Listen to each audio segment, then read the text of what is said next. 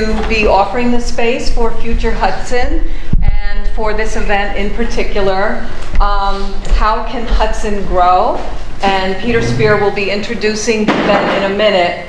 I just wanted to quote one of my favorite lines, which is from Bob Marley's Rat Race. Don't forget your history, know your destiny. In the abundance of water, the fool is thirsty. So it had a very different connotation in the song, but I think it's really important that Hudson is so interested as a citizenry in its history and in its future, and the two go together, which is why I'm telling you now about our History Room fundraiser, the Hudson History Bus Tour. And this is Hudson's real history. It will contain beer, actual beer, and the history of beer making, scandal, whales, architecture, proprietors, and more. It's with our local history researcher, John Craig, who's amazing, and former Mayor Dick Tracy, who will be riding the bus. We'll be going around through Hudson and discussing all kinds of things. And we have Carol Osterink in the front as one of our guests, and we're very excited about it. So please do look at the flyers, look online and see, and consider purchasing a ticket. All the funds will be used for our resources for archiving the history of Hudson. And now Peter Spear. He will be introducing the panel. He's a Hudson resident. He's a dad. He's a pedestrian rights activist, some of you may know. He's a civic-minded citizen, and he's the co-founder of Future Hudson. Thank you. Well, it's the second event in a series of 6, and I'm one of 10 or 11 people that have worked together to bring this sort of series to life. And I wanted to tell you a little bit about what Future Hudson is and who it is, and then hand it over to the panelists and the speakers. So Future Hudson really is sort of an experiment in civic engagement. It's all resident driven and all volunteer. I counted it up. There's 11 of us that participated in sort of programming the events, and then 25 speakers have donated their time across the events to create a space where, you know, we're talking and thinking about sort of big city issues. I want to make it very visible how community-driven this is, and I'm going to list the names of people who have worked together to bring it to life. So just raise your hand if you're here. Betsy Gramkow, Angelin Chandler, Jabin Ahmed, Trista Schroeder, Tamar Adler, Tanu Rishi Kumar, Clark Weeman, Larry Bound, John Rosenthal, Mark Morgan Perez, and Martha Lane. So they've all worked to bring this together. The next event in the series is the 3rd Saturday of the month in June. It'll be on public spaces. Here, Thursday, May 30th, Walter Chatham will be introducing his friend James Howard Kunstler, who'll give a talk on Small Town America is Where It's At. Let's get it right. That'll be here at 6 on Thursday the 30th. Yeah, I'm just going to hand it over to our moderator, Todd Erling. Great, thanks everyone. So first off, I want to also follow up on thanking you for choosing to spend your time here with us today. You know, in the absence of rain, I think we're all kind of blinded by that bright orb in the sky. Hopefully you got your vitamin D manufacturing done earlier today. If not, the good news is it'll stay light till like 8:30 when we're done, so get back out there. My name is Todd Erling. I'm the Executive Director of Hudson Valley Agribusiness. We're a regional non-for-profit that actually is headquartered out of Hudson. We work with 7 counties throughout the Hudson Valley: Washington, Rensselaer, Columbia, Dutchess on the eastern side of the river, Ulster, Orange, and Sullivan on the western side of the river. We focus on food, agriculture, farm-specific, foundationally, economic development. So we have programs that focus around the food system, food production, but also farm-related, farm-dependent business as well, and the ecosystem around that. Prior to starting HVADC, I was Deputy Director at Columbia Economic Development Corporation, worked here in the city as well as Columbia County, and have also held positions as an architect in a firm based in Greene County, and doing project management, project development for affordable housing, community development as well, primarily here in Columbia County. I get the pleasure of actually working with several of the people on a daily basis in various capacities. So the moderating today, I'm going to be a little informal, let them tee everything up. We're going to follow the order that was on the website and the announcements. And then we're going to go into a few discussion points and questions and open it up to the audience. So with that, I'm going to introduce Michelle Hughes. Michelle and I have actually known each other through various relationships of employment and personally. I think you were with Green Market in the first component, and we got to tour the Capitol together on some lobbying days, right? Chris Wayne and you and I. But since then, we've worked together through Hawthorne Valley, we've worked together through National Young Farmers Coalition, and most recently, Michelle is actually the Director of Development and Co-Manager, right? Those are the two titles for Rolling Grocer 19. Rolling Grocer 19, for those of you who haven't been there, is a brick and mortar facility over on 2nd Street. It's a retail food shop. I'm gonna let Michelle talk a little bit more about that, but we've been involved in some of the business development and analysis of mobile market versus brick and mortar market, pricing structures, and also helping identify some of the potential funding through both federal and state sources. Ultimately here on the ground, the DRI, the Downtown Revitalization Initiative Award, does have a carve out in it for food hub and food retail and increasing that opportunity within the city of Hudson. So Michelle.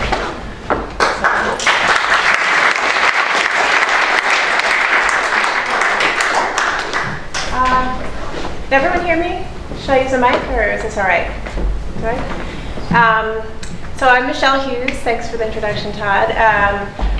I lived in Hudson for 4 years. I'm originally from New Jersey. Right now I live in Livingston, Germantown. Linlithgow. Linlithgow. Yeah, I don't know. Can I technically say Linlithgow? I don't live in the hamlet. I don't know.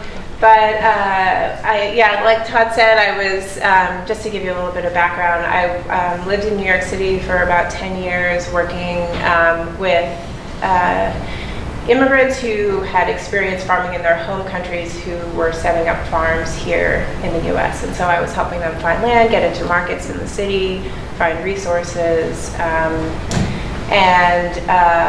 I had a lot of relationships already up here in Columbia County, and I just really loved it. I really loved Hudson, and so I just kind of felt drawn up here.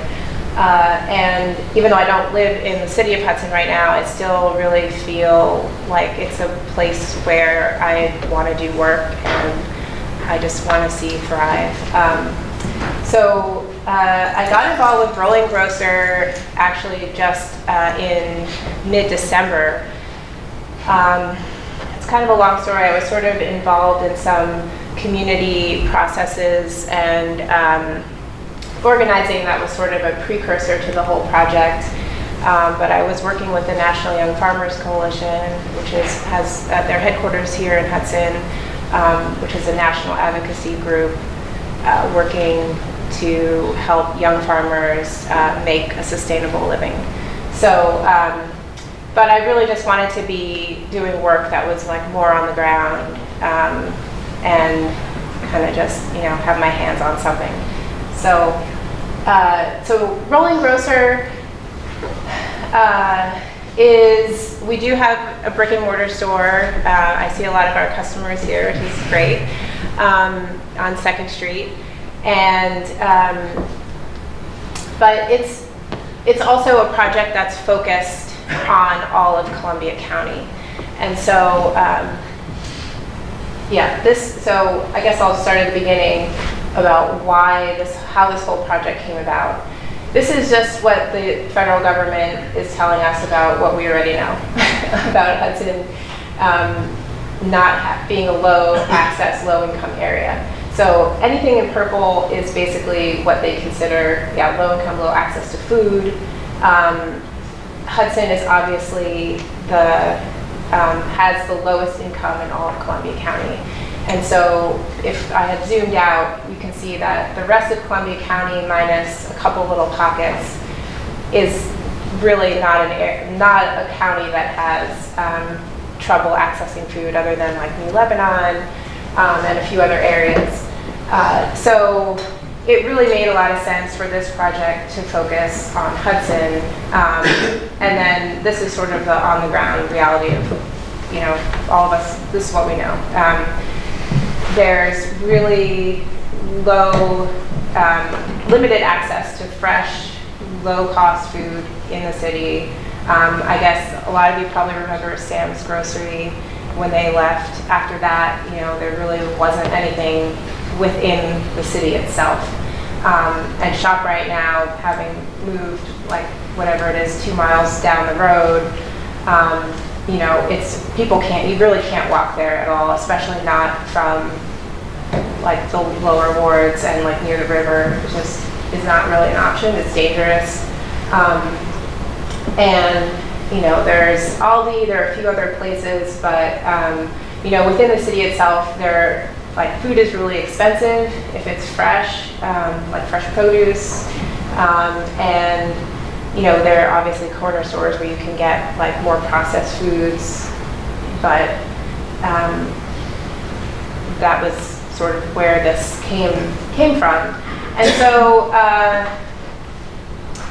I guess it was now maybe 2 years ago, Hawthorne Valley Association got a grant from the Berkshire Taconic Foundation to look at this issue for the city and for all of Columbia County.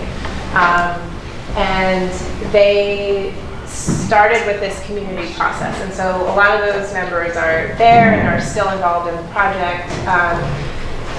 Celia Graham, Rachel Schneider, who's at Hawthorne Valley, Audrey Berman, who founded a gleaning organization called Long Table Harvest, Brigham Sharp, and a bunch of other folks met on a regular basis just to think about what can we really do in Hudson, how can we get good quality food at affordable prices into the city. And so what they came up with, the first project was starting this mobile market. And so it was just a low cost, quick way to get food to exactly where people needed it. And so we still have this, it's a 16-foot trailer that goes, gets attached to a pickup truck. And it was really great. We started in September. I was a shopper. You know, this is before I started working with the project, but there were 4 locations near Providence Hall, near the hospital, near here, the library. There's one on Warren Street, one by 7th Street Park, and parked like 4 or 5 hours at a time, and kind of a full range of food. So produce, meat, dairy, bread, all the things. And then December happened, and it was obviously, the trailer's not insulated. There are propane tanks running heaters to kind of keep the product at temperature, and the regulators were freezing, and we just thought, you know, this isn't really going to be feasible for the winter. We need to focus on opening a brick and mortar store, which was already sort of in our long-term plans, but we just kind of fast-tracked it because it was, you know, we needed to do it. So Rolling Grocer opened, I need to speed it up. And you've probably been into the store, so I'll just show you a couple of quick pictures. But I want to spend some time here, just a quick second. And so the way that we feel like everyone deserves to eat the best food, which kind of maybe we'll skip over. And the best food, I guess we would just quickly define as culturally specific, produced with organic practices, locally grown, wholesome, you know, no GMOs, no hydrogenous corn syrup, and we offer a streamlined selection. So that's sort of our pledge to our customers. And the way that we do it is through this fair pricing system. And so it's kind of good because this is like, you know, when people come into the store to shop for the first time, we probably have about 30 seconds to explain this. So, you know, we're a grocery store, we're a food access project, and we're also, in some ways, a financial education project. And so when people come in, you have to think about your household income and sort of how that, and how your personal financial situation relates to other people in the community and how much you want to be paying for groceries. So we ask people to take a look at their household size, household income, and then to consider the other factors on the bottom in making a choice. And then green tier is sort of regular retail pricing. We think they're pretty competitive prices. Blue tier are really just barely above our wholesale price. So we're not really covering our overhead expenses of staff and keeping the lights on with that. And then orange is somewhere in the middle. And we fundraise to make those possible. And so I think some people were reluctant to sign up to Greene because they thought that maybe they were subsidizing other people. They thought, well, I can pay for my food, but I don't really have enough to support other people shopping. But that's not really how it works. We really have to fundraise to make the blue and orange tier available, and we want to make it as streamlined as possible for people and as confidential. And so we just ask them to choose a tier once, and then we have in our point of sale system everyone registered, and so you just have to give your name each time you shop, and we know which tier you use, and we bring it up. It kind of creates some logistical problems. Sorry, I thought there was, I think I took it out, but every product on the shelves has 3 prices, so you know exactly what you're going to pay for each thing. And so now we still have the trailer, and we're thinking about how we're going to use that going forward, but we don't want to forget that we're trying to get good food to all of Columbia County, not only Hudson, but we're hoping to be here for the long haul, and yeah, I think that's all I have to say.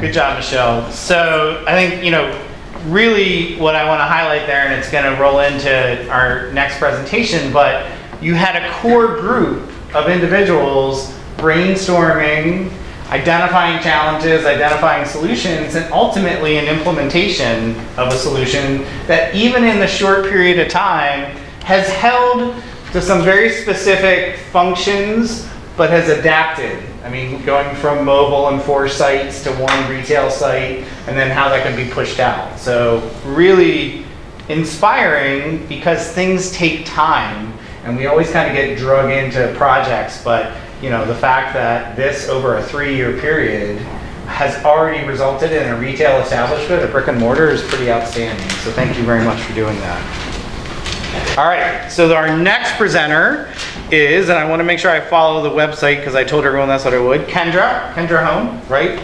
So Kendra is the Real Estate Development Project Manager for RUPCO. RUPCO stands for Rural Ulster Preservation Company. I'm one of the few people that know that outside of Ulster County. RUPCO is the NeighborWorks organization and really kind of the designated affordable housing provider for Ulster, headquartered in Kingston.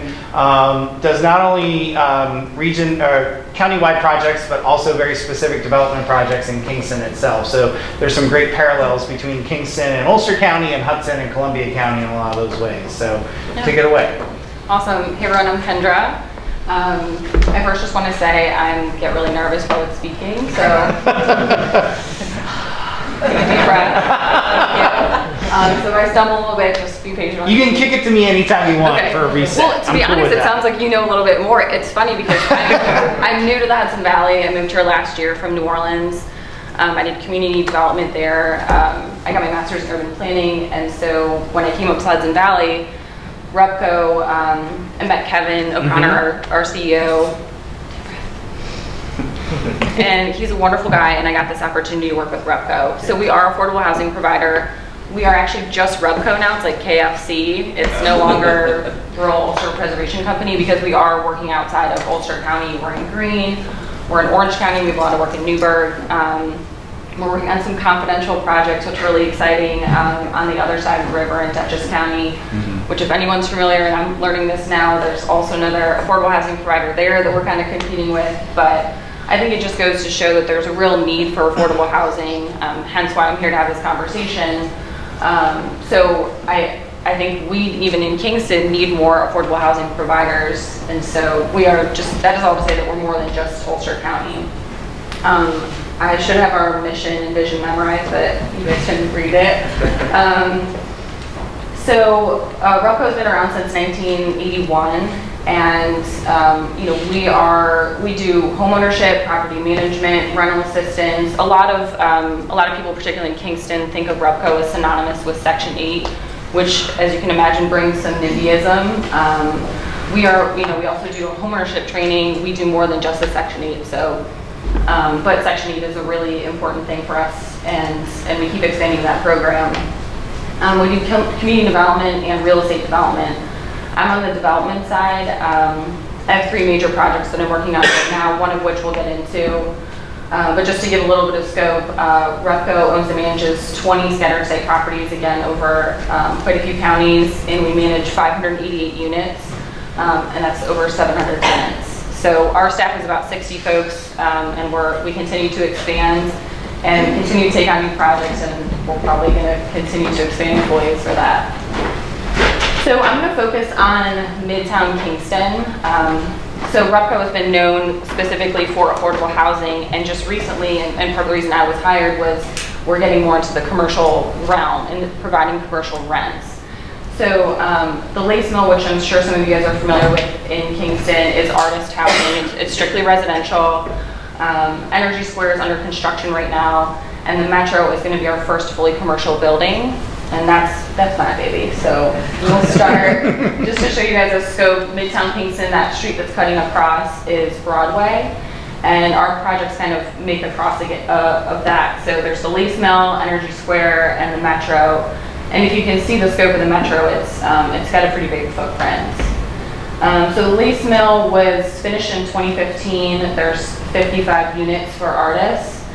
We say artist preference because you don't necessarily have to be an artist, but it's a great community. There's studio space there, there's workshop space, and if anyone's been in there, it's a truly beautiful space. It was, a dilapidated building, part of Midtown Kingston's former industrial buildings, and Kevin, our CEO, I really credit him with seeing these buildings but for public investment, and I'll go into a little bit of how we fund some of these projects, specifically the Metro, but for the nonprofit and public investment here, it's really hard to bring these buildings back to fruition because it's just so expensive to undertake. So to get to do that and to get to do it in a green way, we have geothermal, we have solar panels. It's truly incredible. It's a beautiful space, and we do have artists open space galleries. So if there's, I encourage you to check out the website, and we're doing more of that, so you can go see the gallery space, get some cheap wine. It's really lovely. And Energy Square is under construction right now. We're about 25% complete. If I didn't say that already. So this is a mixed use. We have 11,000 square feet of commercial on the ground floor. If anyone's familiar with the Center for Creative Education, Drew is fantastic. CCE, he teaches dance to kids and is really involved in the community. Super guy. He's going to be our ground floor tenant. There's going to be 57 units, preference for young adults, and it's going to be a net zero building. So there's a lot of energy and green components to that. And then there's going to be some cool rooftop thing, which I hope they turn into a top bar. So here's the Metro. This is the project. I started with RUPCO last summer, and we acquired the building 2 years previous. And just to be completely honest, it's been a very hard struggle to get all the funding necessary to make it happen. When it was first envisioned, it's always been a space where we wanted to be a community wealth building facility. really uplift the existing community there and see how we could tap into the makers. I think that's the cool term, maker space. But really it's people who are like fabricating stuff, artists, that are finding it hard to find affordable spaces. So this is what our envisioning is for the space. It's 70,000 square foot warehouse. It's single floor, and then there's a mezzanine level, and if you can see like the domed top, I think that's, I forget what the square footage is or how tall it is, but it's a beautiful expansive space. We want to incorporate event space for the community. Right now our financial modeling puts us at like 30 tenants. We're aiming for about $12 a square foot, which is at market. But there's been such a demand. Since I started, there's just been this huge waiting list of folks who want to be in this space, not only for affordable commercial, but for being able to collaborate with the other people that are going to be in the building. So I wanted to break down, these are just kind of roughly, just for the financial nerds in the house. This is the stuff that gets me going because you have to, so for example, one of our buildings was 17 different sources to make it happen. And so just quickly, I know my own time and I'm talking really fast, I can tell. So, you know, some of these funds, a lot of them are from the state. I was up late last night till 9:30 submitting another grant application, which is actually hopefully our final piece of the funding. We're really close. We want to start construction in September. So the grant that I was applying for last night is the Community Investment Fund for New York State Homes and Community Renewal Program. It's a $3 million grant. That would be our final piece that we could start. So hopefully we'll hear about that this summer. Wish me luck that I did well on that grant application last night. But so there's the Main Street grants, we have CFA grants, these are all buzzwords that I've had to learn coming from New Orleans to New York, so there's a difference. But something that's true across states is historic tax credits. It's a historic building, so there's federal and state historic tax credits. We're also using new market tax credits. For anyone who wants to get in the weeds on that later, I can do that, but it's a real pain in the ass. So, it's complicated. It's very complicated. So it's a challenge, but these different sources is how we get to $60 million. And the more grants we can get, the more that we can lower our construction loan so that we can actually charge lower rents. So it's a puzzle piece, things change daily, and we are working hard to get these funds together. But you know, I think it's just another way that RUPCO's trying to not only provide housing, but just to connect the link between community wealth building and affordable spaces to live with good jobs. So if I get the opportunity, we can talk more about that, but yeah. Great. Is it in an opportunity zone?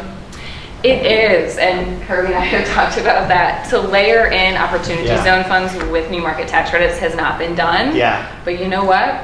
Let's try it out. We're all trying to figure it out, exactly. Yeah. Great.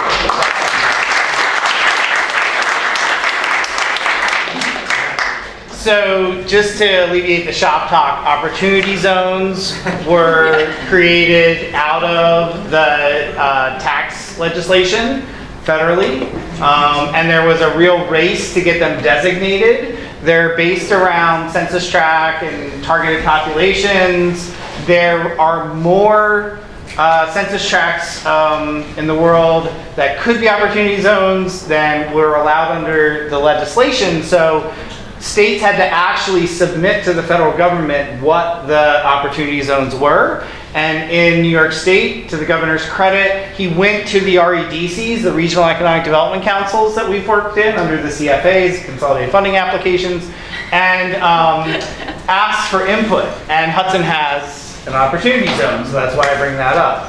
Our 9912 census tract, Rick, right? Is that, I think, yeah. 9912, we have 2 census tracts in Hudson. 9912, the northern tract, is our opportunity zone. All right, so now we're coming into Kevin Kirby.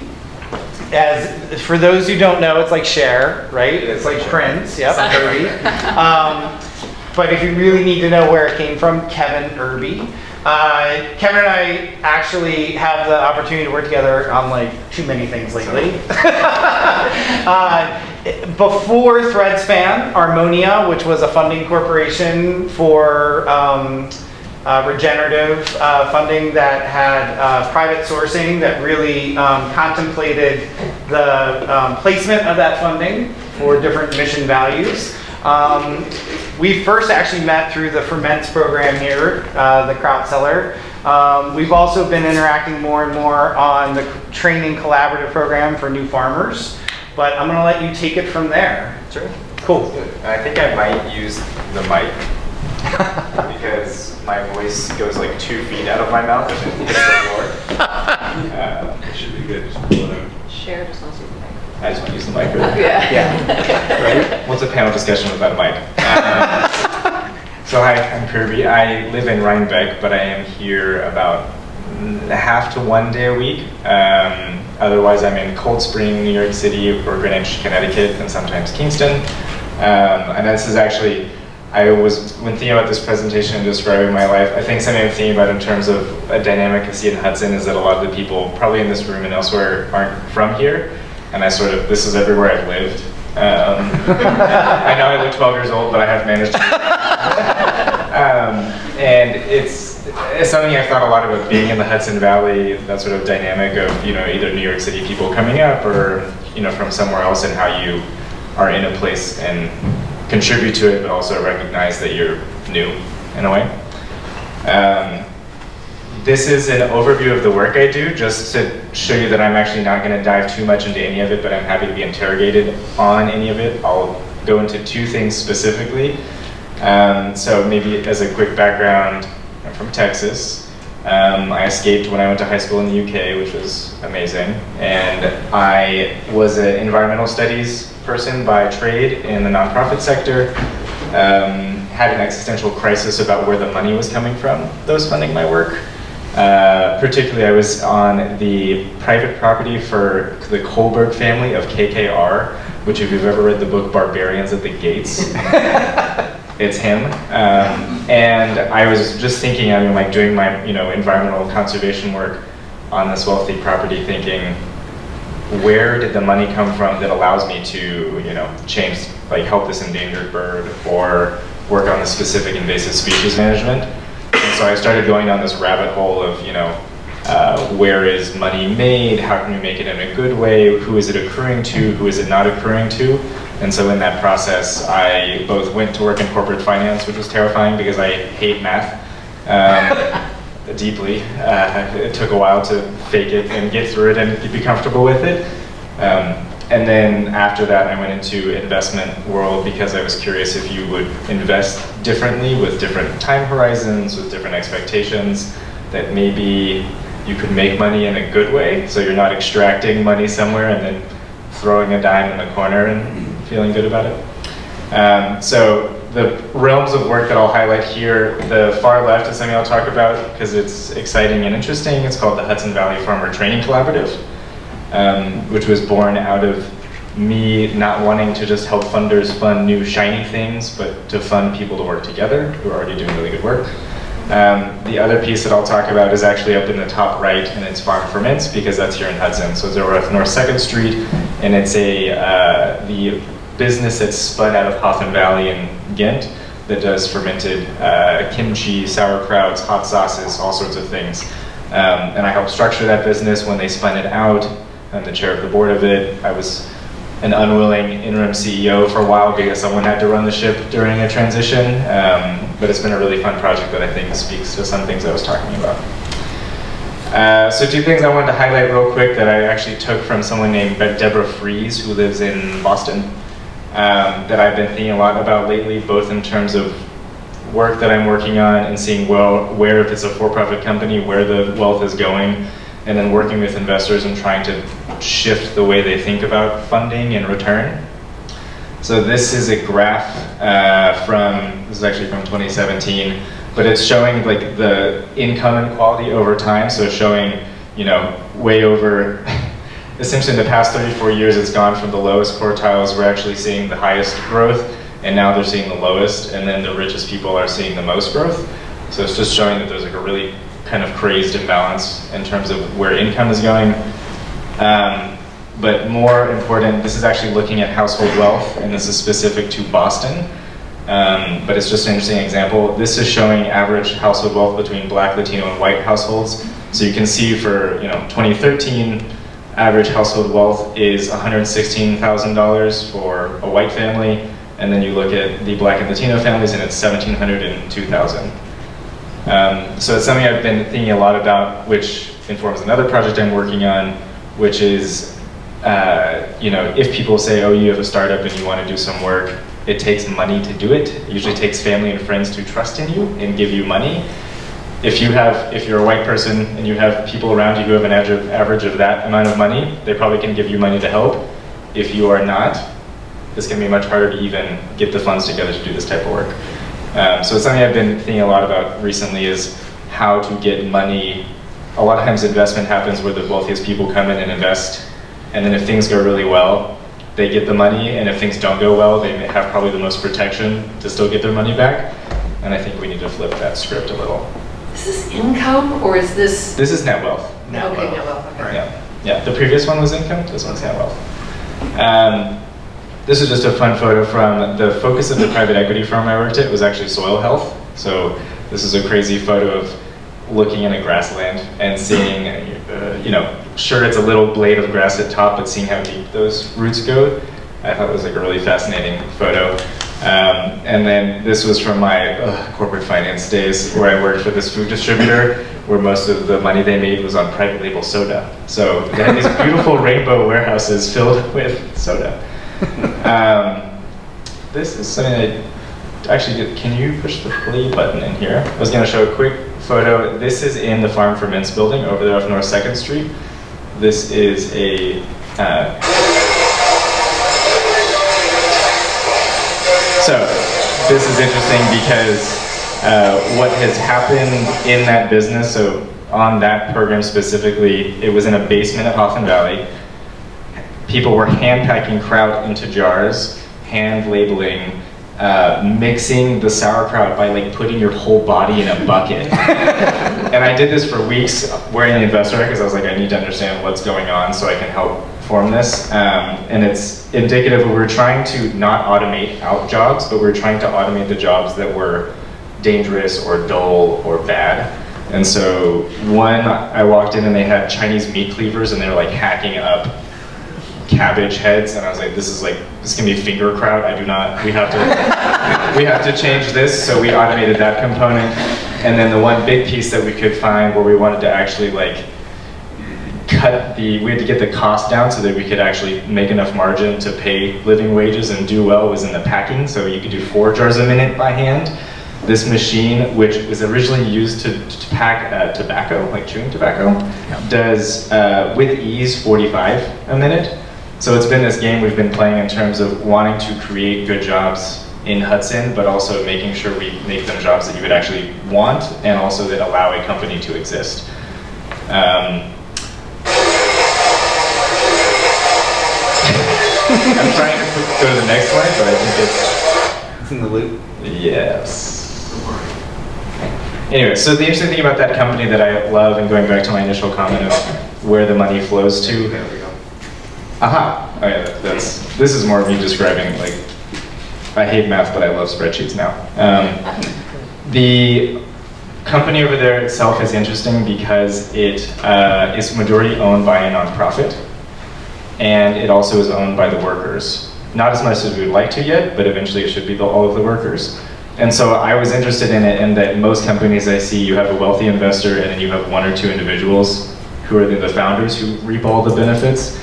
In this situation, assuming it does well, the people who actually receive the benefits are the people who are actually making the products and working in the offices the entire time. A bunch of aligned investors, but the idea potentially is for them to get bought out by the workers and potentially even the farmers who are providing the products. And then the nonprofit itself that is receiving these benefits. So as an example of I'm really interested in translating, like how, knowing those facts of where wealth accrues and who it does and who it doesn't go to, what are the models that we can use to provide living wages, but also make sure that the wealth flowing out of them is actually going to the community. This is me trying to demystify when people say they work in finance, what they're talking about. It's really not that complicated. I don't know any investors that do more than add, subtract, divide, and multiply, and that's what's happening. This is trying to tell a story about the company so that other people fund. So I sympathize with Kendra on just like eternally trying to put together the pieces of funding. These are legal documents, which I also hate, but have become quite good at.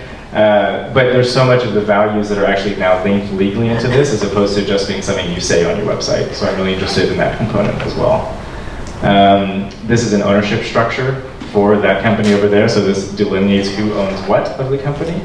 So another example of that. And then this is the Farmer Training Collaborative that I'm helping run, which is another interesting project that is just trying to get nonprofits working in the same realm to work together.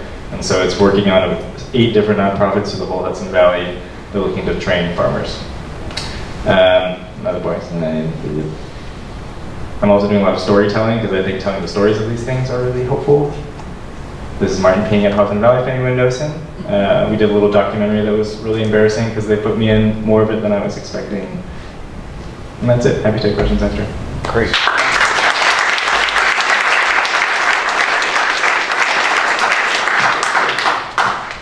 So far we've talked a little bit about the role market demand plays with a retail store and food. We talked a little bit about developers stepping in, going from very traditional affordable housing into mixed use, into commercial.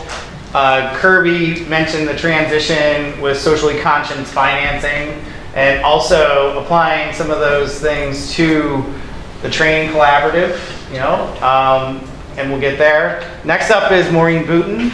Maureen is with our Workforce Development Office at Columbia Greene. In the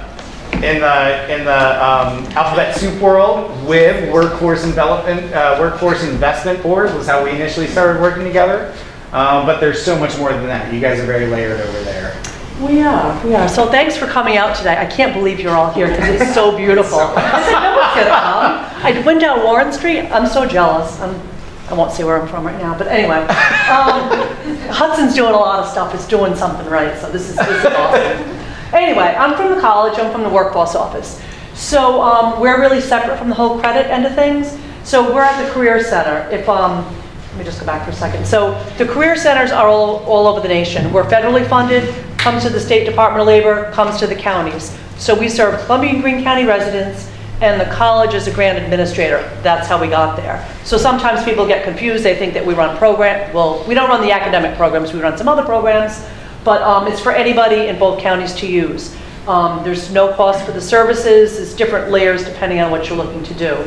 But we serve anyone that's looking for work. We also serve businesses too. So we have a board, lots of board members. We have lots of private businesses. We have a lot of partners. I have a lot of slides, so I'm going to try to talk really fast.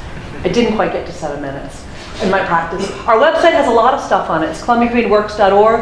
It has tools for businesses, job seekers, labor market info, lots of different information. For job seekers, we have many workshops. The workshops are listed. We use the New York State Job Bank. That's a job bank that businesses can list their jobs for no cost. Department of Labor runs that, and they just started last week a seasonal job bank, which is a little bit different. Almost every month we have business recruitments, and I'm always very, very nervous because I want to have just as many job seekers as businesses. If you're a business, you know it's hard to find people right now. It really, really is. So come June 4th, 8:30, and look like you're looking for a job, and I'll be really happy. The businesses will be too. But anyway, there'll be lots of business. There's probably almost 30 businesses coming. And a lot of them are hard to fill jobs. Anyway, keep going on here. There's all different kind of stuff we can do for people that are just looking for help, connecting to a job. We also see a lot of people that are on unemployment insurance. They get invited to a meeting, which they have to come to, and they learn about the regulations and what their responsibilities are on unemployment, and then they participate in whatever activity they might want. We also have some financial assistance. So our money goes up and down. For next year, it's actually looking pretty good, which is always a surprise for us. And we have tuition assistance money up to $3,000 that will help someone for retraining. It could be, it has to be an in-demand occupation. We want to make sure there's a job afterwards, but There's a lot of help. And we also have on-the-job training, which we don't do too much, but I'm going to touch on that in a second again. This is another program we have, e-learning opportunities through Metrics. Metrics Online has thousands of courses, 6,000 to 7,000 courses. Anybody that is a job seeker or employees making under 16 an hour can participate in this. So if people want to retrain, want to brush up on their skills, they can get a Metrics password, and for 6 months they get use of the system. Again, thousands of courses. At the end of every course is a test, so they can demonstrate to a business that they have these newly acquired skills. So that's something great. This is a huge, big deal. We had the opportunity to apply for money that came to that New York State Department of Labor applied to based on the interest in all the different workforce areas.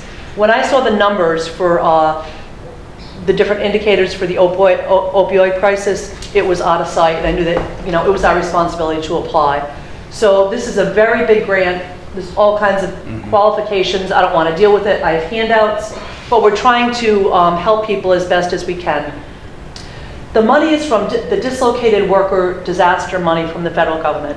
So to qualify, you have to be a dislocated worker. Generally, those people are people that have been laid off their jobs. For this, it's a little bit different. You could be long-term laid off. There's a couple of other qualifiers. And all you have to do is say, yes, you have a connection to the addiction, yourself, a family member, or a friend. So it's not just for someone in recovery. It's a much wider population.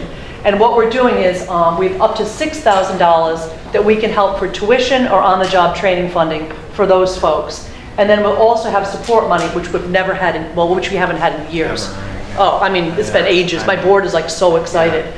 And that's reimbursing for mileage if you're going to course, helping to pay childcare, which all those things, they prevent people from doing stuff. With this grant, we can do it. So if you want to talk to me after, I would love to talk to you more about it.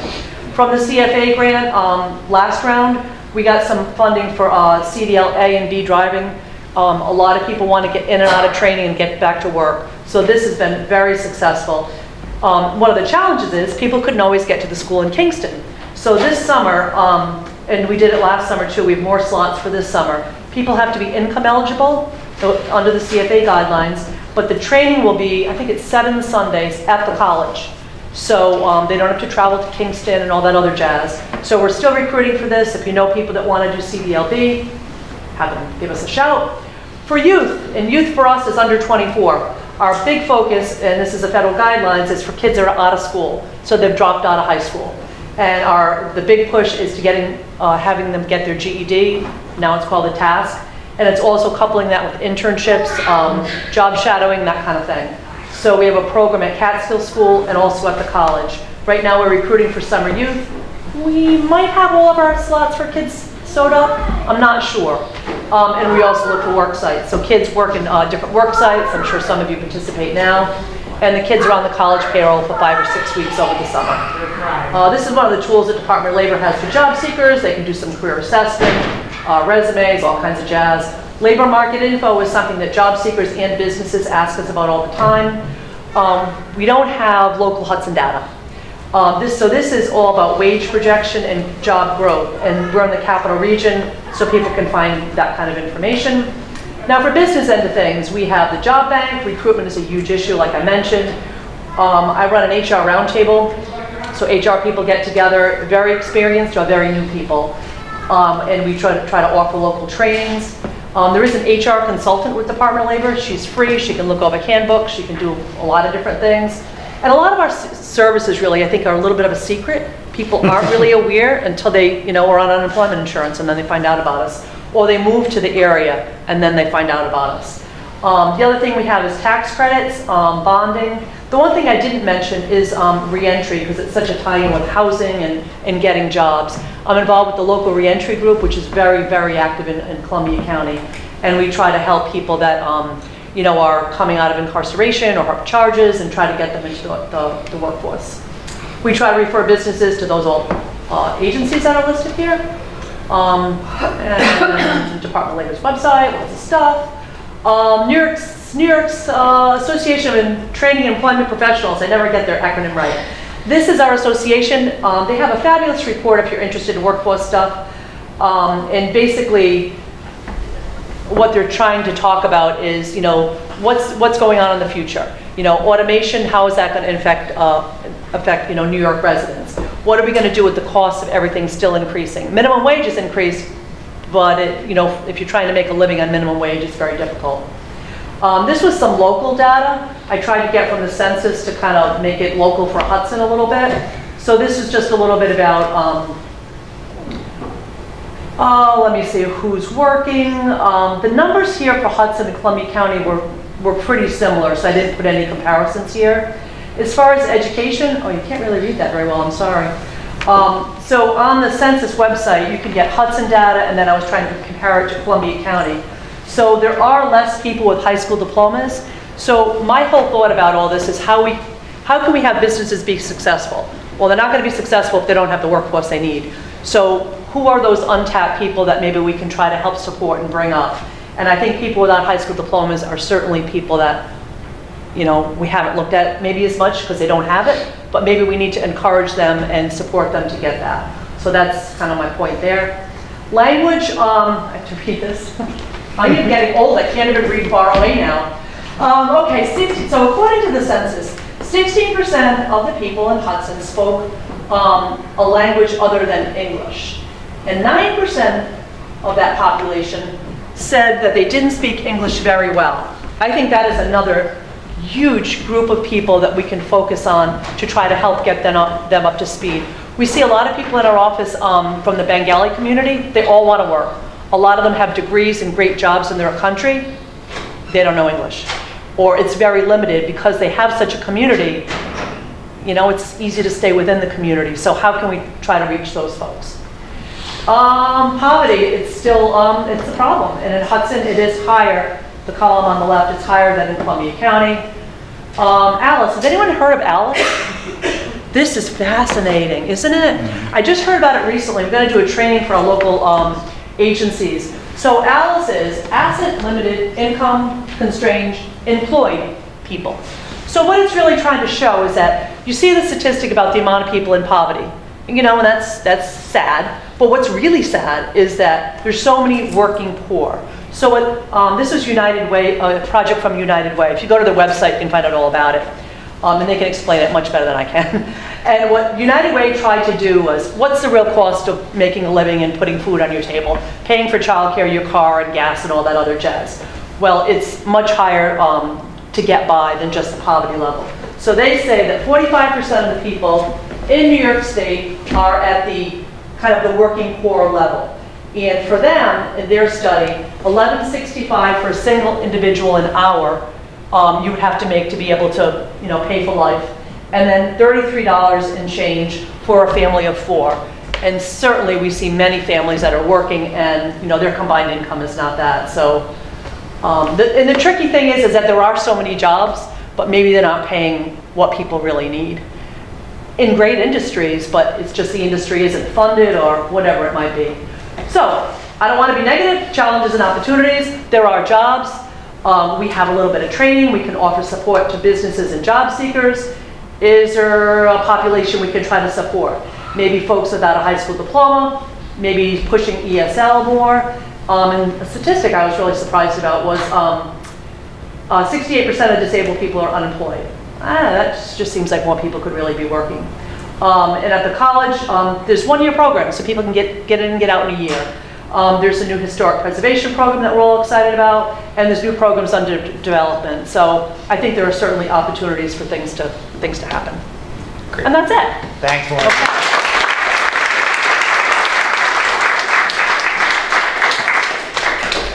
So we're going to wrap up here with Linda Kelly, but I just want to tie a few threads together. So we talked about a gap in a critical item, food, and a market-based solution, which rolled into the developer transitioning from only affordable housing to mixed use to commercial, to Kirby bringing up 2 components, which did include workforce training and workforce and asset challenges, and the funding components where capital comes from and what capital expects. And that rolled very nicely into Maureen's traditional programs that have been happening, but also the pivoting that's occurred with some of your funding and the reaction and changes in focus and priorities based on community demands, community needs, and unseen challenges that we've been happening. So, you know, while we don't turn the Titanic on a dime, we are seeing shifts, both from funding sources, but also solutions being created within the workforce development world. And that, I think, transitions to Linda well. Linda, you're part of a group that community development is being created and implemented from the community and the residents themselves in Pittsfield, correct? Yes. Great. Well, we look forward to hearing what you have to say. Thank you all for inviting me here today. Who's been to Pittsfield?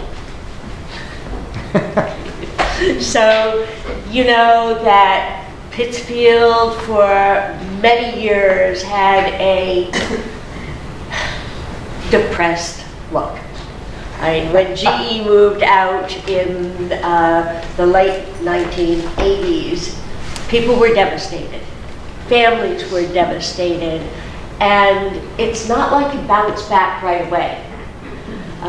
So that it has taken decades for people to bounce back. And that's not true of everybody. I mean, there's a large percentage of the population that got other good jobs and new companies came in. But there's also a percentage of people in Pittsfield who never recovered. And so we have basically two neighborhoods that are generationally in poverty. And if you're going to raise a whole community, you can't leave people behind. So about 4 years ago, we got involved with an opportunity that is Working Cities. So Working Cities is a program that was developed in coordination with the Boston Federal Reserve Bank, and it was modeled on the larger Living Cities program that is nationwide for the very large cities. So Working Cities is for the gateway cities in New England, not New York yet, but New England. And those are the cities that have been hollowed out by the loss of the old manufacturing companies. So it's not only Pittsfield, we're the smallest of it, but it's Springfield and Worcester and Lowell and Lawrence and Fall River and New Bedford.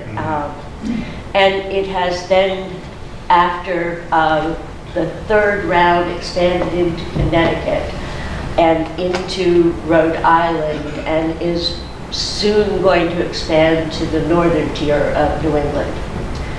So why did we do this? We did this because the organizations, the city and the agencies that were providing services weren't seeing the kinds of results that they wanted to see. And the people weren't seeing the kinds of results they wanted to see. So in order to be part of this, we had to propose a coalition that included the civil society, the city, and businesses, the hospitals. So we were fortunate that we were chosen for this grant, and it was $450,000 over a 3-year period. We are in our 3rd year. And it's been a challenge to work collaboratively, but good. But one of the things that we did that the other grantees didn't do was we looked at the city from a systems perspective. And how are we going to raise the floor for everyone? So a couple people have talked about the expanding inequality.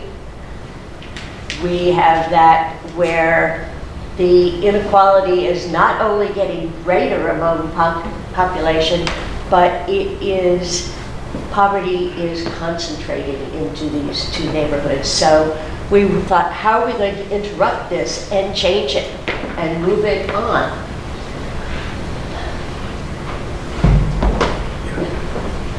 So to do that, we talked about what makes a city work.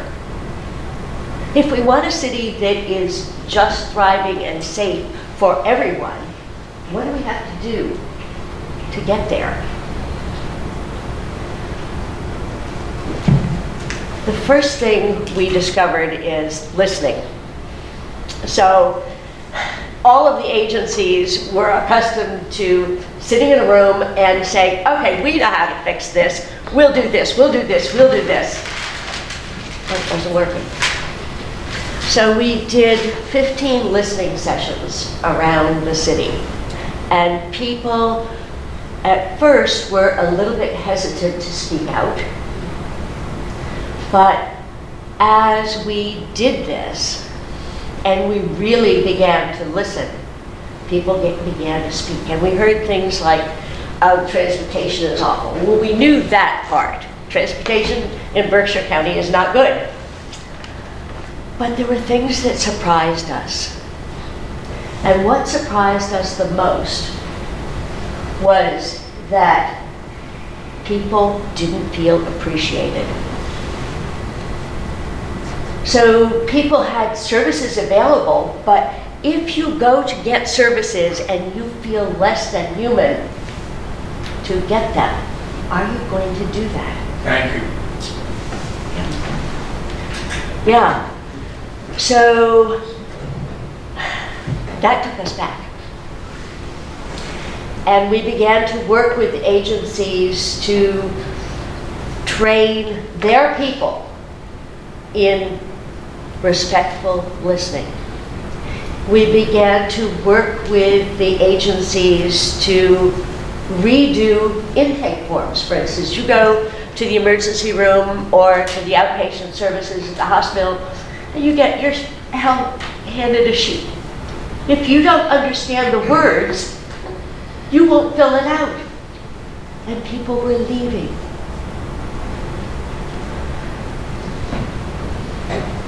So one of the goals is listen genuinely and openly and respectfully. And to get everybody working toward common goals. We also have a significant but small Spanish-speaking population in Pittsfield. They weren't included at all. You can't take the bus if you don't speak English. So all of the meetings that we did and do now, we have translated into Spanish. So I'm going to leave this with you. This is one of the things that we put out on tables when people are there, so that everybody is playing with the same ground rules. One of the major things that we've done is Working Cities Wednesday, and that's the fourth Wednesday of every month, and it's a community gathering. At first, because we're trained in knowing what to do, we were standing up and speaking. No, that doesn't work well. So we changed the entire format to be more like a town hall in that, or a marketplace of ideas, so that people who come are putting out ideas that they have to make the city a better place, to make the county a better place. So people have now, a couple of years into this, realized that, yeah, not only are people listening, but they can do something with these ideas. So where people didn't speak out before because they just fell on deaf ears or on the floor or somewhere else, things are getting done out of the Working Cities Wednesdays. So we have a number of almost 100 projects that have come out of this and actually have gotten done. We also have been running training classes. Well, they're not really training classes because they're as much training for the facilitators as they are for everybody else. But we've been running based on AHA process, getting ahead in a just getting by world. So you talk about workforce development. This is more than workforce development. This is really taking the skills that you have, taking the strengths that you have, realizing what they are and how they can get applied in different areas. So we have English and Spanish for this also.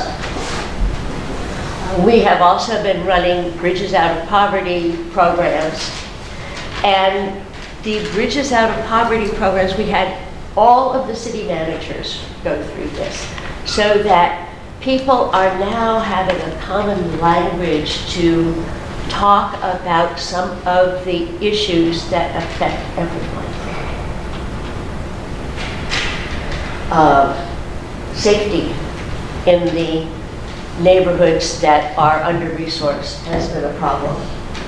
We now have, and this came out of one of the Working Cities Wednesday meetings also, we now have a community police post in one of the neighborhoods. And so the police are there, but volunteers are also manning this, personing this. It happened in discussion last fall when there was a knifing murder. And people weren't going to stand for that anymore, and finally realized that, yeah, if they spoke up, something would happen. We had 150 people come to the meeting and begin to plan this out. What can we do?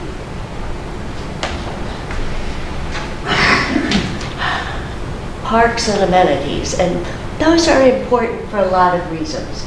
I mean, any community needs gathering spaces. If you're going to have understanding among residents and people who work there, you have to have a place for them to eat. So we have upgraded the parks, made sure that we have lighting in the parks, and that the parks are not duplicated, so that people mix up a bit.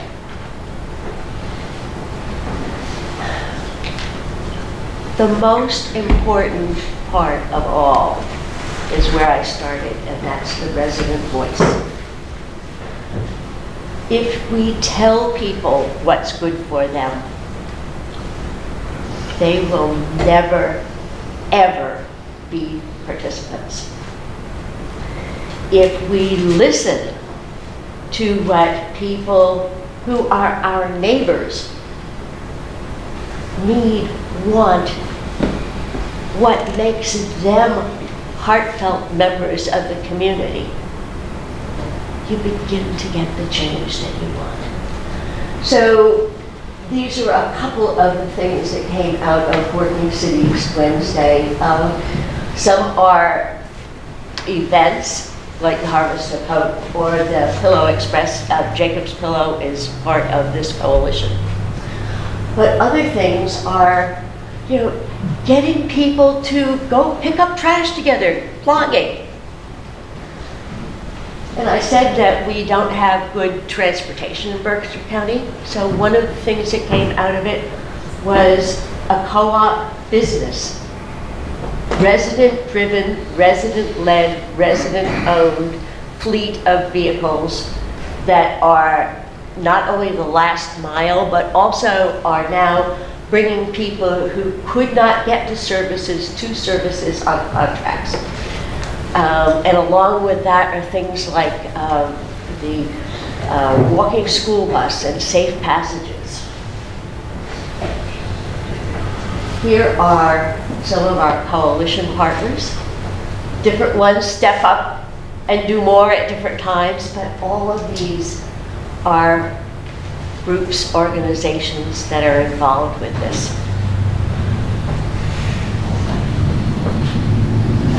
So thank you. Thank you for listening.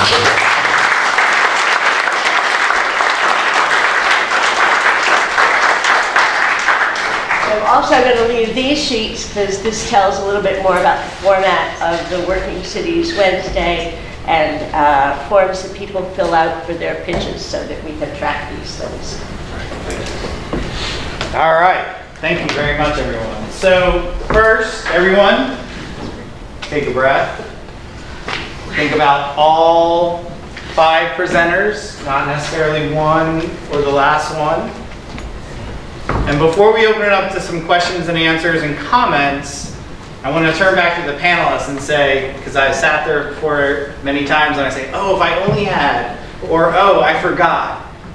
Anything any of the 5 of you missed in your presentation or picked up on someone else's presentation before we kick it out? I just know sometimes that happens to me when I'm sitting on a panel. So I'm going to just say that. No pressure if not, but as a moderator, sometimes I appreciate that as a panelist. Sure. So what I realized I didn't talk about so much was what we're trying to do with businesses with the opioid grant. And this I'm just sort of touching my toes in right now. But we're trying, and I'm doing some research. We're trying to, once the grant's done, it's done, right? But there's such a huge stigma about people in recovery. And, you know, what kind of training in my HR group the other day, we were talking about, you know, Narcan and what's the positives and negatives, should they have it at work, what's their liability. So we're trying to do some education with the businesses. It's not really part of the grant, but I think we need to do it to try to get everybody on board. So that's one big piece that hopefully you'll be hearing about. And we're also dealing with on-the-job training for businesses too. And that's where we try to support someone's wage while they're learning a new job, which I didn't really talk about. Anyway, thank you. Great. Excellent. So with that, I mean, I think there's a few things I just want to throw out there with economic development. You know, economic development, community development, affordable housing. There are templates. There are programs. Economic development typically focuses on a term called BREA, business retention, business expansion, business attraction. And often attraction becomes that bright, shiny object, and we often lose touch with retention and expansion, or those that are already here. You know, that same challenge can happen with any of this, affordable housing, workforce development, or even capital to finance all of it. But the bottom line is, to do any of this work, it takes people, it takes entrepreneurs, it takes support networks. And that is something that isn't always embraced in the economic development world. The economic development world is often focused on ribbon cuttings, job numbers, brick and mortar things that really show impact and metrics that aren't the long haul, that aren't the on-the-ground relationship building and the support that takes over time that everyone talked about here. So I just want to throw that out there. As someone who's worked in community and economic development for a long time, you know, it often takes this network of people more so than necessarily the grant or the loan. It really takes a network. And economic development, I think I just want to just pause it out there, and if anyone wants to comment on it, the term regenerative that was in some of Kirby's comments. You know, in agriculture, in community development, there are lots of connotations around organic, biodynamic, you know, all natural. But I really think one of the terms we need to start embracing is this idea of regenerative. And regenerative is not only the idea of rebuilding, but also leaving more for the next generation, leaving more for the future than what we currently have as a resource. And so that's just a term that I want to throw out there to open the comment session or the question session is, can we really pivot ourselves to think about community development, economic development as regenerative? Because that's really what we're starting to embrace now in agriculture and the food systems world is, you know, not that it's a net zero, but really are we leaving behind or are we cultivating assets and resources that didn't exist previous to us working together on this? So anyone out there have a comment or a question? I have a few in the back of my mind. As a moderator, that's what you're supposed to do, but I would rather have some dialogue starting to happen since you all have been sitting here so patiently and willingly listening? Anyone? Yes, sir, in the green. Yes, thanks. My name is Kendra. I'm a small business owner here in Hudson. I'm just curious if anybody in the panel would like to comment on how they see a fusion of futuristic technologies that will become mainstream in the next 5 to 10 years can help render poverty and pollution extinct, whether we're talking about augmented reality, big data, cryptocurrency, any number of things. Any thoughts? So any comments from the panel on new technology? I'll take a second for that. So one of the funding sources I didn't talk about for the Metro was a foundation. And a foundation who's very active in Hudson Valley. They like to remain anonymous. I think people could put together the pieces of who a philanthropist is in the Hudson Valley that's giving a lot of money out in Kingston. But one of the things that organization is really focused on is this idea of community wealth building with things, for example, with 3D printing. So why are we outsourcing from all these different places when we could focus on the community that we're in? Why are we going to Home Depot to get nails when maybe that's something that we could create within our own community? Yeah. So the term that comes up a lot in those conversations is emergent. So emergent ideas from inside and being a self-sustaining community. So I always look at it from the numbers perspective, where it's a great idea. 3D printing would be great, but how do you fund that? So for me as project manager, I'm looking at my rent roll, and we've got to pay our operating costs, which are almost $500,000 a year. I think a 3D printing machine sounds great, but how is that going to happen? So luckily we do have foundations like the one we're working with that is looking into how to support that. And so you do need great ideas and great people and money that hopefully comes from good sources that can support that transition. Because in order to actually support that transition to just something different, even cryptocurrency that could be part of the market within a place like the Metro, it takes education, it takes funding to get that there. So luckily I think foundation dollars and public funding could help that. Linda? Speaking of cryptocurrency, I think that that is going to affect not the money exchange first. I think where we're going to see that first is in contracting and insurance. And it will replace some of the kinds of jobs in those fields because it will be much more efficient and enforceable. But I also think that moving, and this is for any of the workforce development, is for people that I'm working with also, is that it's the high-touch jobs that will be less likely to be replaced. So the ones that are person to person, heart to heart, that's going to be really hard to replace with artificial intelligence in our lifetimes.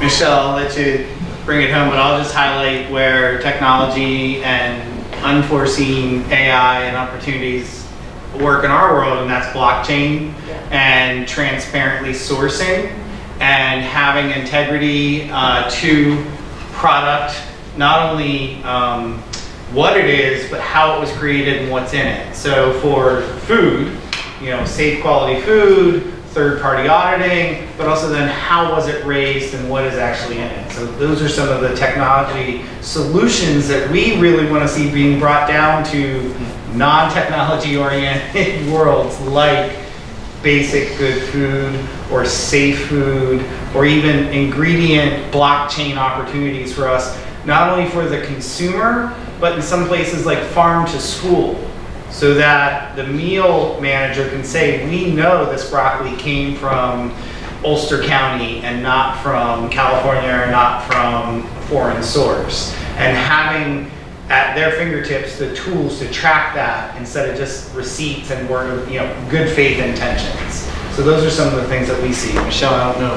Yeah, well, I just wanted to say I'm not so much interested in cryptocurrencies, but with kind of community-based local alternative currencies, I'm really interested to see how those can help support local economies. I know there are a lot of different communities that are experimenting with them. There's in the Berkshires in Western Mass.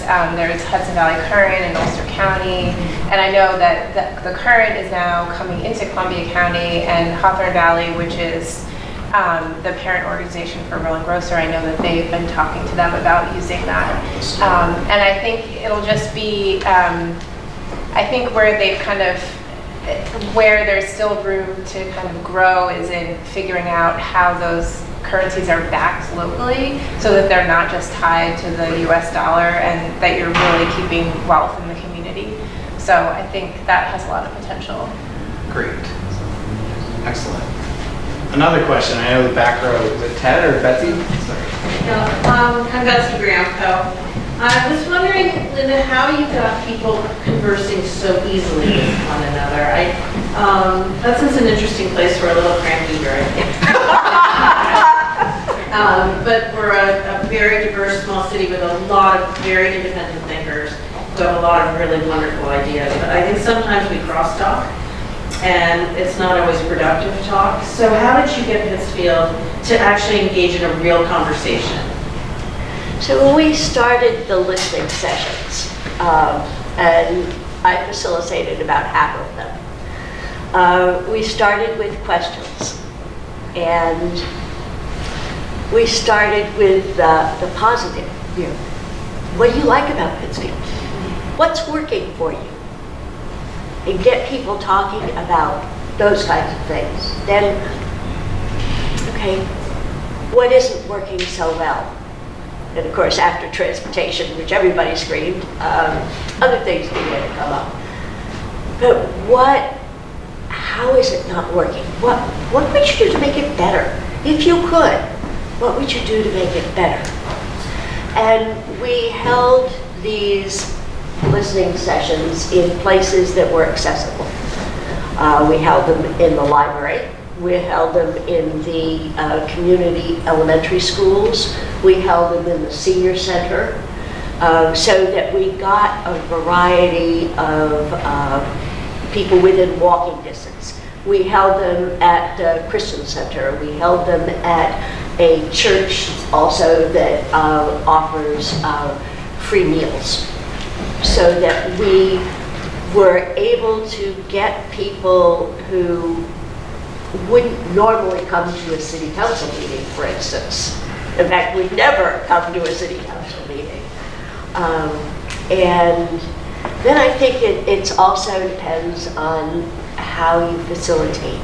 Because if I am going to be the facilitator to have conversation, I have to make sure that I have prepared myself to be open and listen, and to reach out to different people, to really pay attention to what somebody says.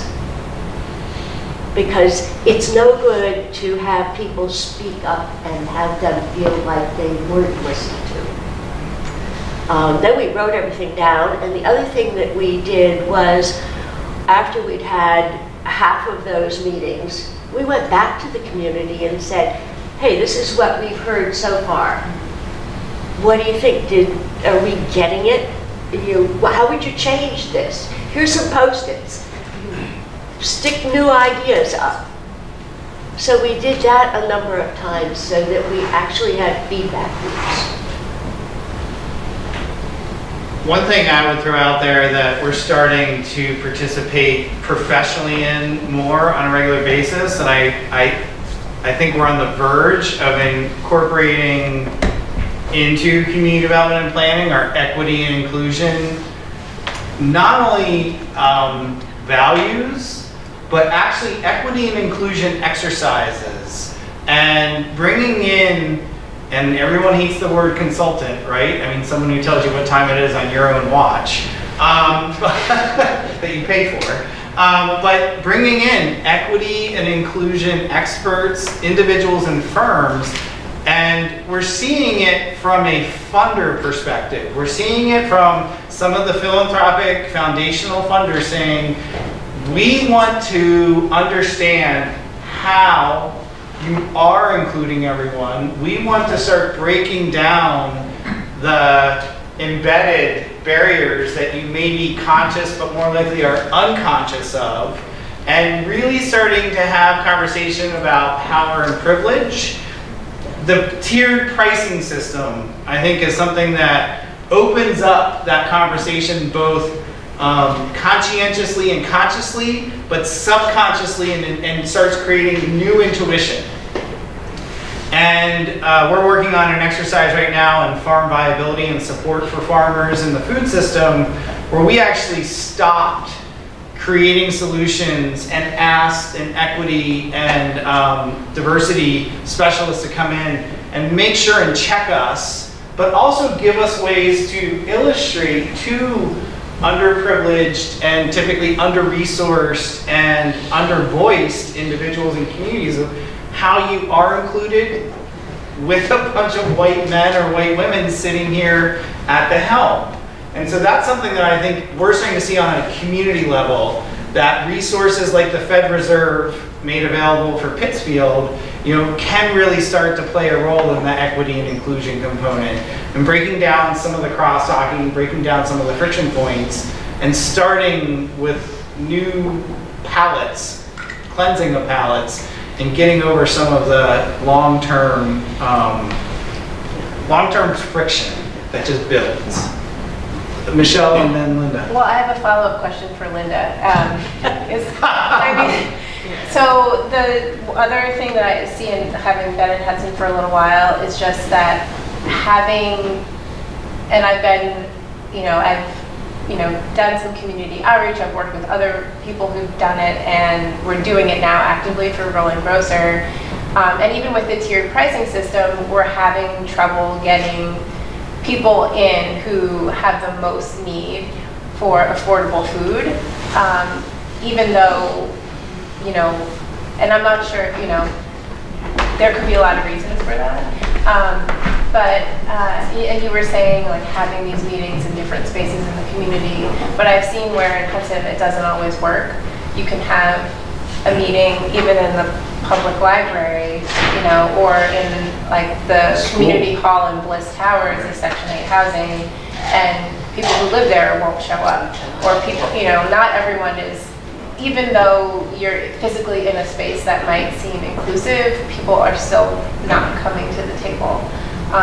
So I don't know if you have an answer for how. Yeah, so, and we had this experience too. So one of the things that I did was I started going to the Christian Center for lunch and got to know people. And then asked, hey, we're going to have this meeting. Would you consider coming? I'll be there.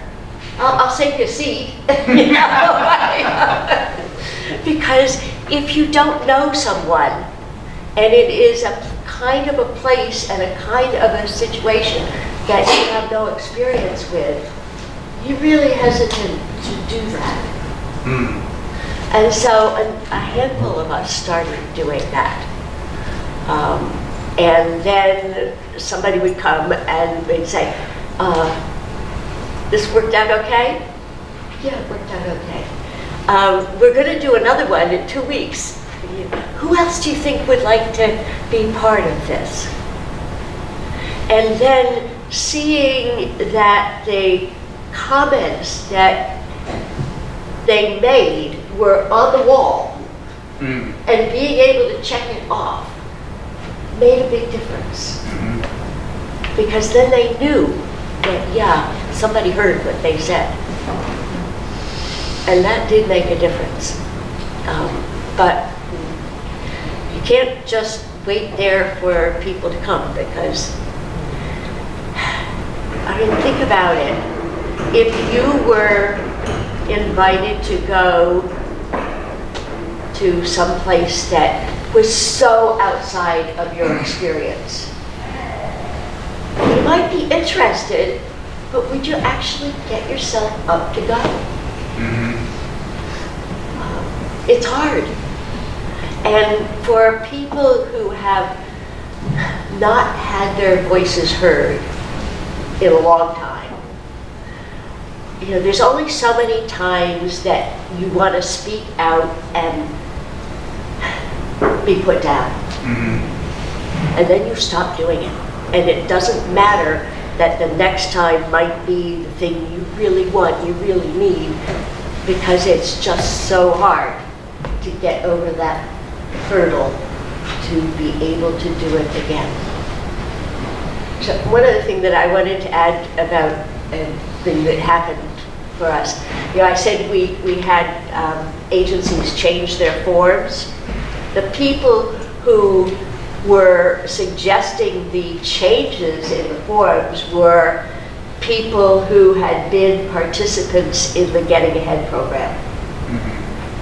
So this was the voice of the people who had to fill out the forms suggesting the changes that should be Who had made. struggled. Yeah. Yep. Catherine, I saw your hand up, but just, let's all just think, I mean, there is a whole component of empathy that, especially in the context of the world we're in, you know, we're losing. And so I think just taking a moment to just reflect on that person-to-person interaction. A lot of the people in the audience here, I've been in one-on-one meetings with and public meetings with, and that's something that I bring to these, but that's not the case for many people in the room. Sometimes it's the first time they've been in the room. Sometimes it's the third time they've tried to be in the room, and they've finally done that. And I'm someone who's becoming more aware of, I bring just this confidence of, oh, you know, we're all going to talk. That's why we're here. But that's not everyone's experience in the room. And so that's something that I think just taking that moment, and sometimes even before you speak out, that silence is okay, because that might encourage someone else to make their first comment or to make that first engagement. Catherine? Hi, my name is Catherine Melancy, and well, to the tenor of the conversation, I just wanted to thank Peter for the cross-pollination and for facilitating a forum for conversation about this. I greatly appreciate it, and I've lived here for 6 years. Now, like Michelle, I actually was my neighbor. I let him and let go.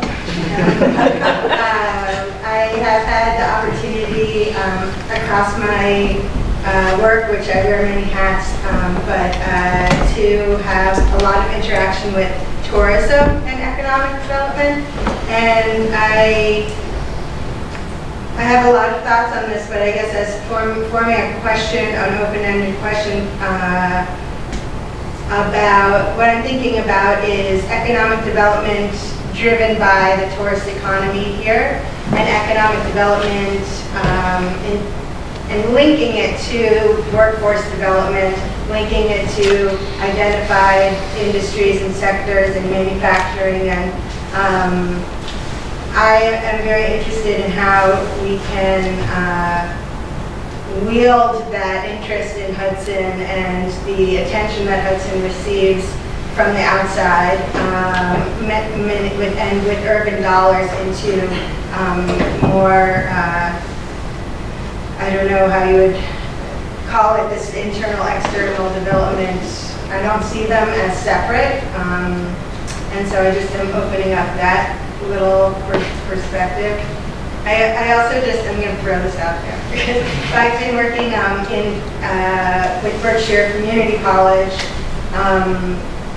An example of this linkage is we've created 2 certificate programs, which are currently non-credit, but that are under a Massachusetts Workforce Development Grant, geared towards training individuals in the culinary and hospitality industries, because those industries are driving the Berkshire tourist economy, and they're driving a lot of Columbia County's tourist economy, but there's a shortage of humans even though the state and the region and everyone says hospitality and culinary are why people are coming here and bringing dollars here. There's not a lot of opportunity for advancement in careers, let alone fulfilling careers in that sector. So I think there's just a lot. I really love finding the dovetails between all of these, and I have said enough. So tourism here. So I'll tee up an observation that I see with tourism and an asset. You know, you mentioned starting with the good. You know, one of the things that is really amazing about Hudson and Columbia County in particular is the individual entrepreneur and the owner-based occupations in the tourism. So not necessarily having large franchise or corporately owned entities from outside, but that we have many Columbia County-based and Hudson-based individuals that are entrepreneurs. The double-edged sword there is then how to engage the employee in a respectful way and in a way that the entrepreneur can still meet the market demand and provide, as Kirby was showing in the spreadsheets, and provide living wage for the entrepreneur, for the employee under the entrepreneur. But Kirby, I'd love for you to make some comments to put you on the spot about this balance, because we are seeing it in the food system, we are seeing it in manufacturing, on reflecting on a acceptable market price for your product, and then building the pay rates into that and the employment, not conditions, but the employment environment under that, right? I mean, that's a catch-22 sometimes. Totally.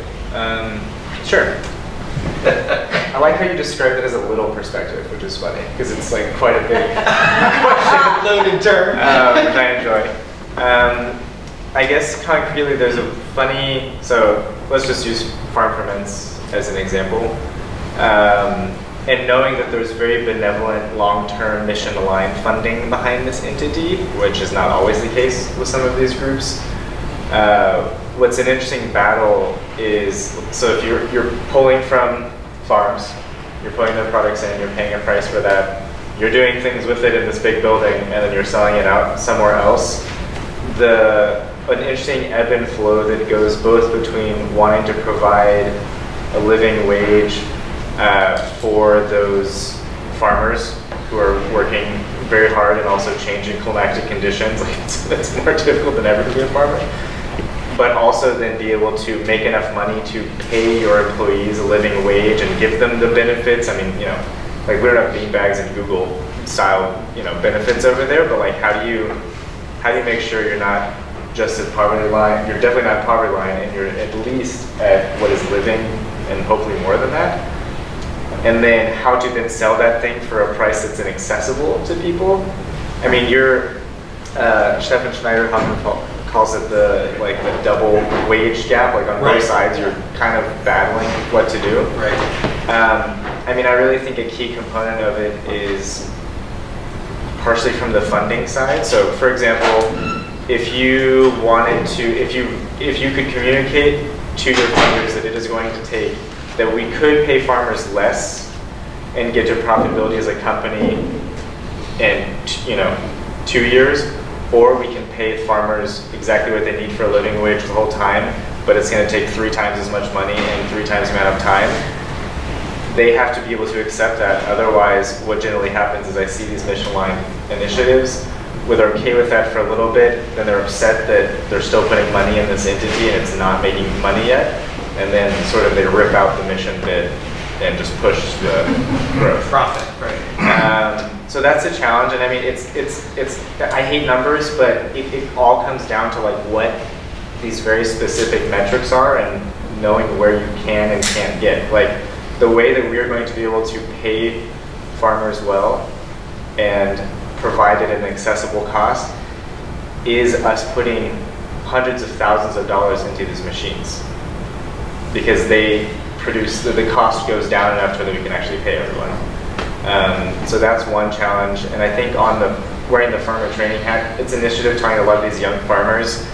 They're not the old school type farmers that I know, like they're activists. They're like, they're trying to get agritourism on their farms. Like they're thinking from a very different perspective of like, I'm not just trying to grow lettuce and kale and sell it to a green market in the city. A lot of them are like, I recognize my role in this, and you know, I don't know how much money I can make off this, but if I can get some city people up and stay on my farm and have an experience that both is interesting from an interactive level, but also that pays good money. And one funny comment, a rancher I know out west, I asked, well, two of them, one I asked both of them, how do you make a living in ranching?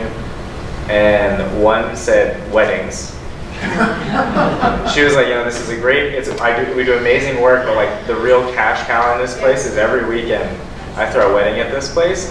And then the other one was more specific and funny. It was a margarita machine. He was like, this is the best investment I've ever made. So I think it's kind of a fun thing. I do see that mixing a bit. Like I see people, like those dovetails you're talking about, it's also becoming more intentional. Like people are going into business being like, I am going to try and focus on these connected pieces as opposed to just kind of being aware of them. That's why they need the consultants. I'm an accidental investor and a reluctant consultant. Yeah. Rick. Hi, Rick Scalera. This question is for Kendra of RUPCO. Yeah. I know RUPCO's been in the city of Hudson for several years, interested in doing something, working a partnership out. If you were at a table with city leaders or other board members that were part of the process of trying to convince a company like RUPCO to build up here or develop, what's the first thing that you would say needed? What commitment would the city need to make in order to have you interested in coming? That's a great question. Financial and otherwise. Yeah, I think it really, I've actually been here and met with several folks from the city, looked at certain buildings around here, and it really is, from RUPCO's perspective, building specific. So a lot of times we like to renovate buildings. Of course, we're doing new construction, but when there is a stock of buildings that can be renovated, so for us, it's looking at the funding stack. What funds are available to renovate certain buildings? Are they historic? It also takes a level of, depending on where you're located, I guess there is a census tract that you can apply for certain funding if it's opportunity zone.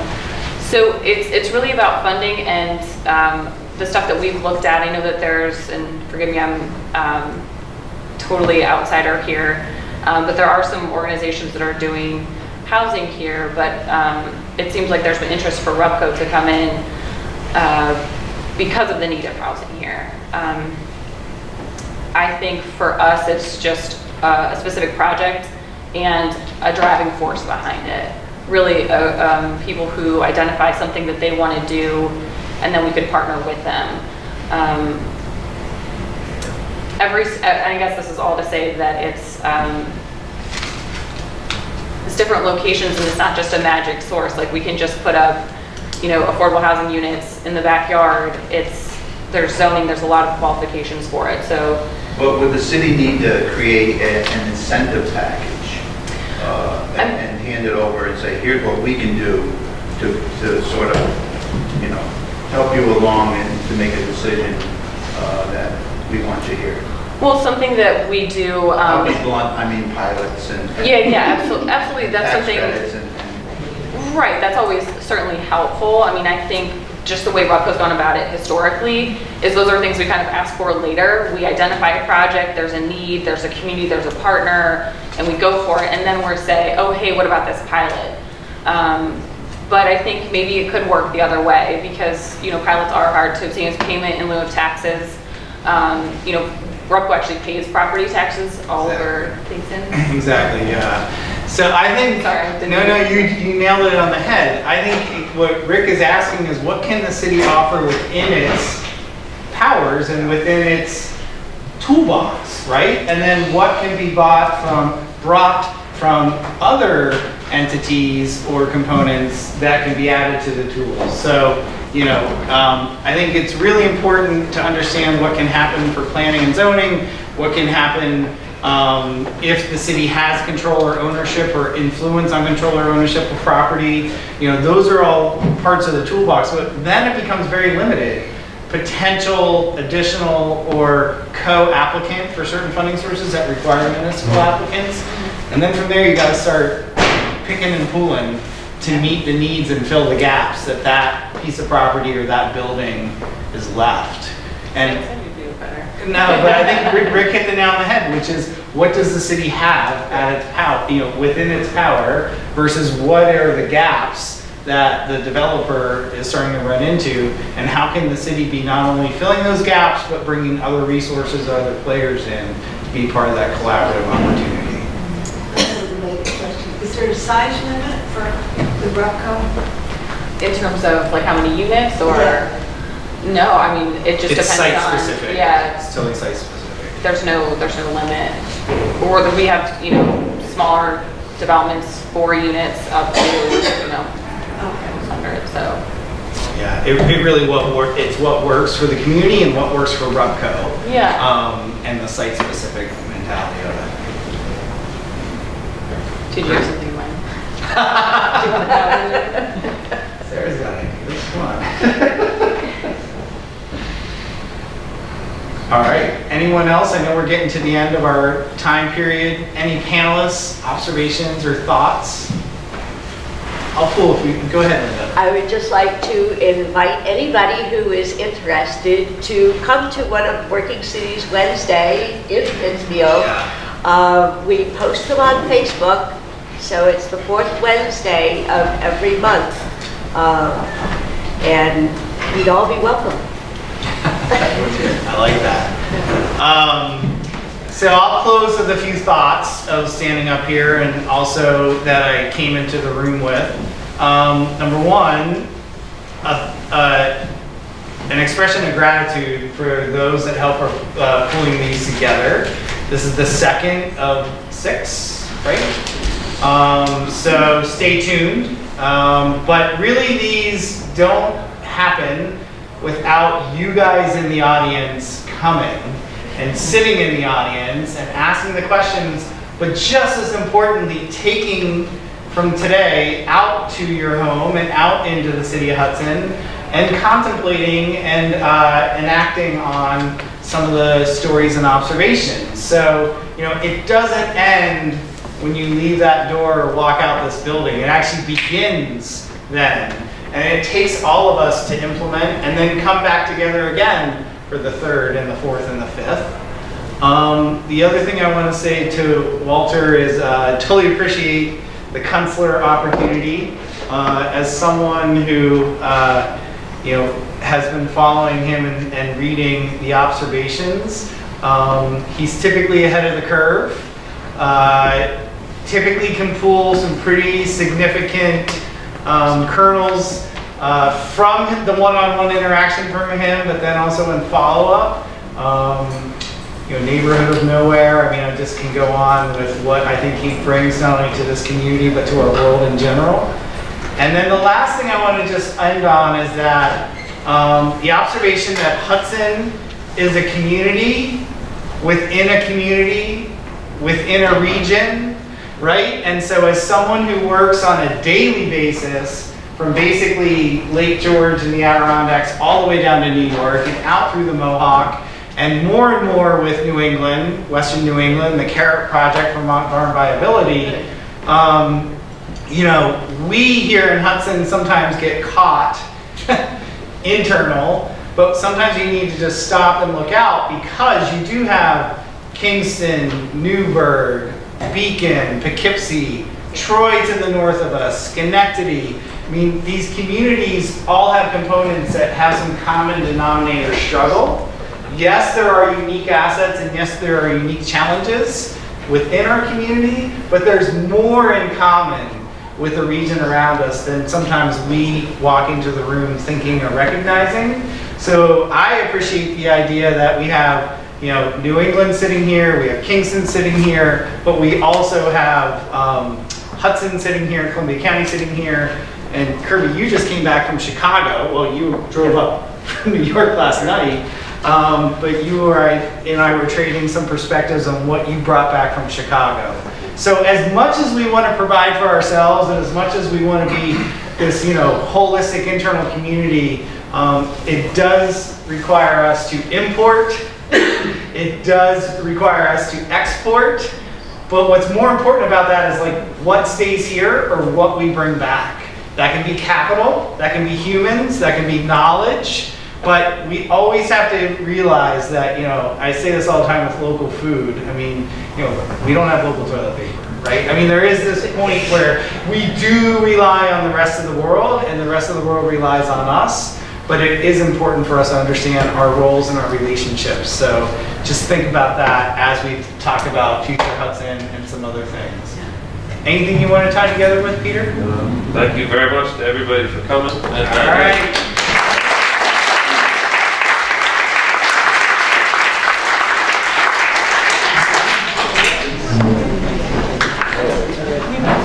Nice work, guys. I'll be in touch. All right, man. Good. We work really closely with our project. Berkshire Ag Ventures a little bit. And as far as the Fed Reserve goes, we've also been really pushing on the Boston. Yeah, you can sign up at futurehudson.com. Oh, okay. Go to futurehudson.com and sign up. Yeah.